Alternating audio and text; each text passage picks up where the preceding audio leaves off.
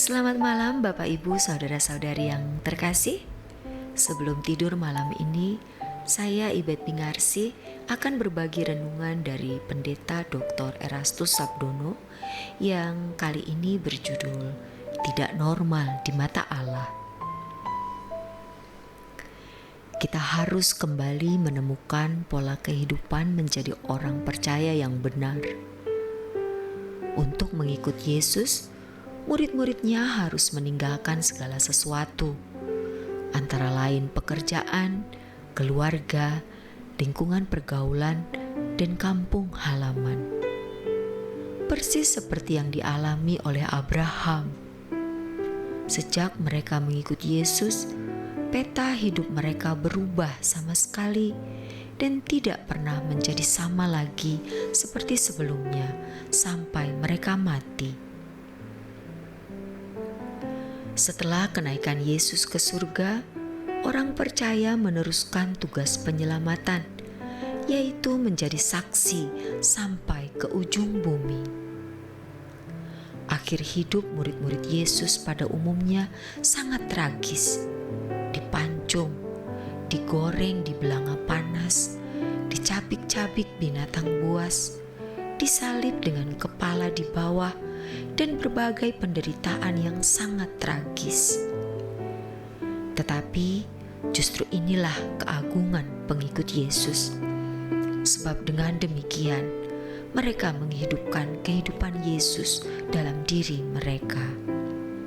Bagi orang percaya, dalam pelaksanaan yang benar untuk mengiring Yesus, pada prinsipnya adalah meninggalkan segala keterikatan yang dapat mengganggu pengiringannya kepada Yesus. Prinsip penting yang harus dimiliki dan dijalani oleh orang percaya adalah tidak terikat dengan keindahan dunia ini.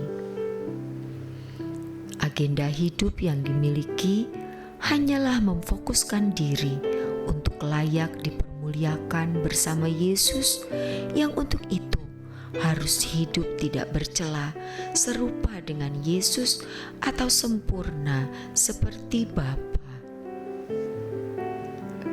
Di tengah-tengah dunia yang materialistis, dibutuhkan keberanian yang tinggi untuk dapat mewujudkan kehidupan yang benar atau kehidupan yang normal sebagai orang percaya. Dalam hal ini, kita harus memiliki integritas yang tinggi atau suatu kenekatan atau sikap ekstrim atau fanatisme yang luar biasa terhadap Tuhan Yesus. Integritas ini digambarkan seperti janda yang menghadap hakim yang tidak takut akan Allah dan tidak peduli siapapun. Lukas 18 ayat 1-8. Hanya dengan integritas yang tinggi, orang percaya dapat mempertahankan kenormalannya di hadapan Allah. Salah satu bahaya yang tidak disadari oleh banyak orang percaya, yang mana telah mengandaskan hidup iman banyak orang Kristen, adalah kewajaran hidup.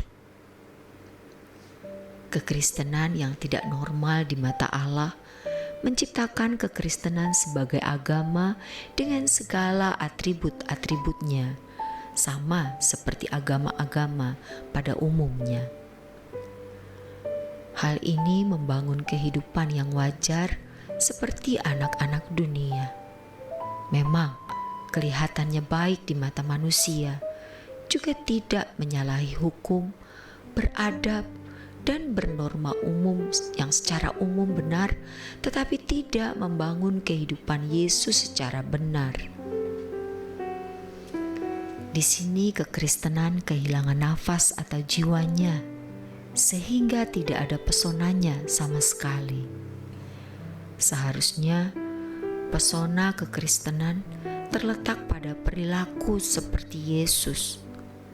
Tetapi karena tidak ada pesona ini, orang-orang Kristen seperti itu tidak pernah menjadi utusan dan saksi Kristus yang menyatakan terang Tuhan yang menakjubkan.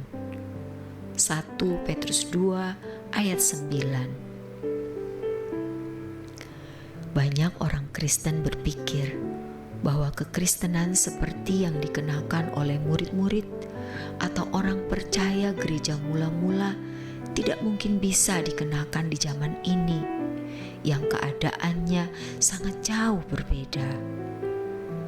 Ini adalah pandangan yang sangat keliru. Kekristenan harus dipahami sebagai kebenaran yang memiliki dinamisitas dan fleksibilitas yang sempurna. Ini berarti dalam segala keadaan, di segala tempat, dan di sepanjang zaman, kebenaran dalam kekristenan, yaitu kehidupan Yesus, bisa dikenakan. Dinamisitas dan fleksibilitas kebenaran Injil mestinya dapat dikenakan oleh orang percaya zaman sekarang. Tetapi kalau terjadi kompromi, artinya praktik penyesuaian diri dengan keadaan, maka dinamisitas yang sejati menjadi mati. Dalam hal tersebut, fleksibilitas tidak boleh diganti dengan sikap kompromi. Ketika terjadi kompromi antara orang Kristen dengan cara hidup anak-anak dunia, di mana kelihatannya orang Kristen masih memiliki dinamika hidup sebagai orang beragama Kristen, sejatinya dinamika kekristenan tidak memuat nafas atau jiwa kebenaran Injil yang sejati. Mereka masih bisa melakukan berbagai kegiatan keberagamaan yang dilabel sebagai pelayanan, tetapi kebenaran mereka tidak melakukan pekerjaan Allah sebagai utusan Kristus. Kepentingan pribadi dan organisasi menjiwai seluruh kegiatannya. Dengan demikian, gereja dalam tingkat sinode dan gereja lokal menjadi rezim keberagamaan yang mematikan semangat Injil. Kalau dipersoalkan, apa bukti bahwa gereja dalam tingkat sinode dan lokal telah mematikan semangat Injil yang sejati? Buktinya adalah hampir tidak ada lagi kita temukan orang-orang yang hidup serupa dengan Yesus. Percideraan antar pendeta dan orang-orang Kristen yang berselisih mengenai doktrin sehingga saling membusukkan nama orang lain menunjukkan bahwa nafas atau jiwa Injil yang sejati telah ditinggalkan. Ini adalah warisan gereja sejak konsili di Nisea tahun 325. Tahun demi tahun, keadaan gereja tidak bertambah baik sampai hari ini. Namun demikian, Tuhan pasti masih menyisakan orang-orang yang mempertahankan kemurnian iman dengan berusaha mengenakan hidup Yesus di tengah-tengah dunia yang fasik dan kehidupan banyak gereja yang telah menyimpang. Tentu, orang-orang ini adalah orang-orang yang berani mempertaruhkan apapun demi mewujudkan karya keselamatan Allah dalam Yesus Kristus, yaitu mengembalikan rancangan Allah yang semula.